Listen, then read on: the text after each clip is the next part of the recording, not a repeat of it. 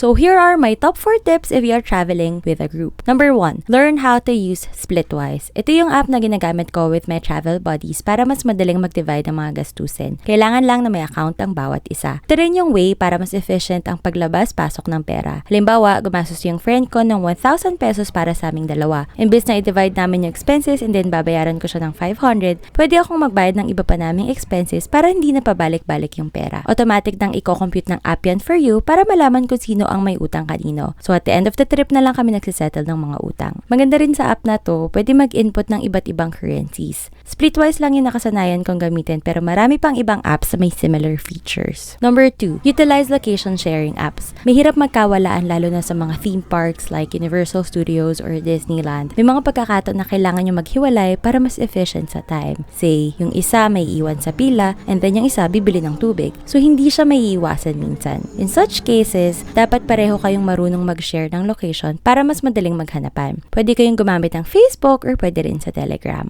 During the time na nag-travel ako with my parents who are both senior citizens at hindi ganun ka-techy, sinasabitan ko na lang sila ng AirTags tuwing lalabas kami. Number 3, prefer individual SIM cards over portable routers. As I said earlier, hindi may iwasan na kailangan nyong maghiwalay at times during your trip. Kung naka-shared wifi kayo, may mawawalan sa inyo ng data and in such case, di rin kayo makakapag-communicate kung isa lang sa inyo ang may internet connection. Mas maganda kung may kanya-kanya kayo. May mga nabibili namang SIM cards or eSIM sa Klook. Usually airport pickup yan or home delivery kaya very convenient. You can use my discount codes para makabawas sa mga gastos nyo. And lastly, para mas madali kayo makapag-plan ng itinerary, pwede kayong gumawa ng collaborative folder sa IG.